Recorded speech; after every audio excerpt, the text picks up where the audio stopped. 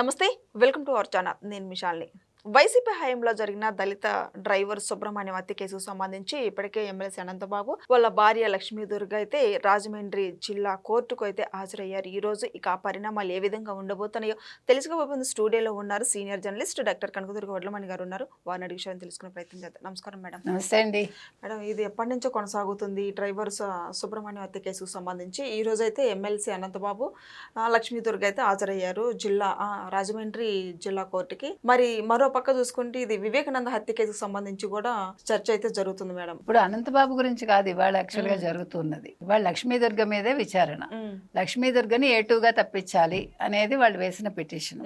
అంతకుముందు ఆవిడ మీద నాన్ బెయిలబుల్ వారెంట్ వచ్చింది కదా అరెస్ట్ చేయాలని. సో దాని మీద వాళ్ళు జిల్లా కోర్టుకు వెళ్తే అది మార్చి 30న దాన్ని కొట్టేసింది కోర్టు. కొట్టేస్తే దాని మీద వీళ్ళ అంటే బాధితుల తరఫు లాయర్ ఎవరైతే ఉన్నారో ముప్పాళ్ళ సుబ్బారావును బాధితులు అందరూ కూడా చాలా బాధపడ్డారు, ఇది అన్యాయం కదా అని. అయితే కోర్టు రెగ్యులర్ విచారణ జరపమంది.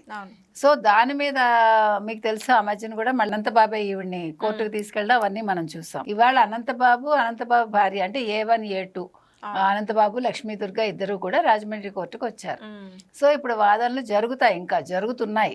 ఇంకా మనకేమి దాని మీద తుది విచారణ అయితే జరగలేదు. సో దీని మీద ఏం జరుగుతుంది, లక్ష్మీ దుర్గ నిజంగా తప్పిస్తారా? ఎందుకంటే ఆ రోజు ఏదైతే అక్కడ డంప్ యార్డ్ దగ్గర లక్ష్మీ దుర్గ కూడా ఉన్నారు ఈ కేసుకు సంబంధించి, ముఖ్యంగా దళిత డ్రైవర్ ఎవరైతే ఉన్నారో సుబ్రహ్మణ్యం హత్య కేసులో, మరి ఆ రోజు సీసీటీవీ ఫుటేజ్లో ఇవిడ ఉన్నాక ఇవాళ మరి ఆవిడని ఎలా తప్పిస్తారు? ఇది పెద్ద క్వశ్చన్ అనమాట. సో అందుకని ఇవాళ దళిత సుబ్రహ్మణ్యం ఎవరైతే ఉన్నారో ఈయన అంటే చనిపోయి ఇన్ని రోజులు అయ్యాక అసలు ఆ కేసు ఎవరు కూడా పట్టించుకోలేదు. ఇప్పుడు మళ్ళా కూటమి వచ్చాక దీని మీద కొంచెం కదలిక వచ్చింది.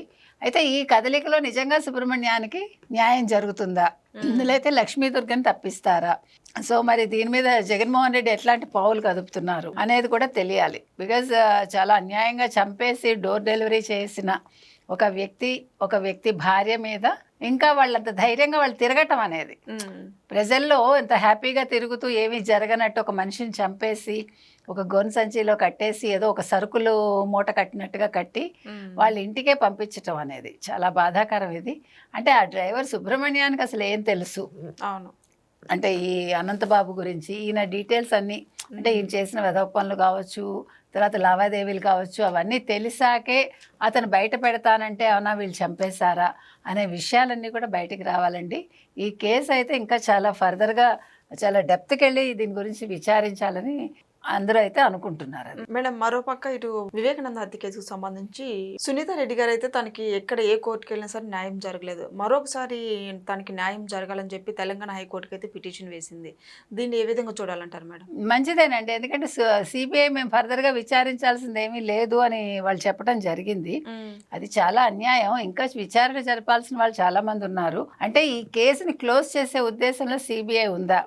మనం మొదటి నుంచి చెప్తున్నాము సిబిఐ వైఖరి సరిగా లేదు, వాళ్ళు ఎవరికి అనుగుణంగా పనిచేస్తున్నారో మనకు అర్థం కావట్లేదు. ఎందుకంటే అన్ని వ్యవస్థలు బాగున్నప్పటికీ సిబిఐ మాత్రం ఎవరు జగన్మోహన్ రెడ్డి హయాం నుంచి కూడా, ముఖ్యంగా అవినాష్ రెడ్డి అరెస్ట్ నుంచి మనం చూసుకుంటే వాళ్ళ ధోరణిలో చాలా మార్పు వచ్చింది.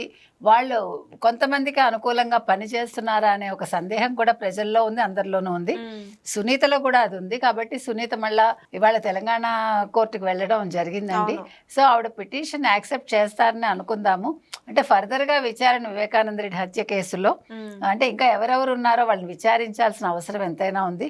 ఎందుకంటే ఈ కేసుకు సంబంధించి సరైన సమాచారం అయితే రాలేదు. ముఖ్యంగా అవినాష్ రెడ్డి లాంటి వాళ్ళు ఎలా తప్పించుకుంటారు తల్లి వంక పెట్టుకుని, తర్వాత సాక్షులు ఒక్కొక్కళ్ళుగా మరణించడం అనేది కూడా చాలా చిత్రంగా అనుమానాస్పదంగా ఉంది. కాబట్టి ఈ కేసు మళ్ళా ఫర్దర్గా మళ్ళా మొదటి నుంచి విచారణ జరిపిస్తే బాగుంటుంది అనేది సునీత అభిప్రాయం కావచ్చు, అందరి అభిప్రాయం కూడా. మరి ఇప్పుడు సునీత రెడ్డి గారికి న్యాయం జరుగుతుందంట అనే అనుకుందాం, మనకు తెలియదు, కోర్టులు ఏం చెప్తాయో మనం చెప్పలేం కదండి. But let us be positive అంతే.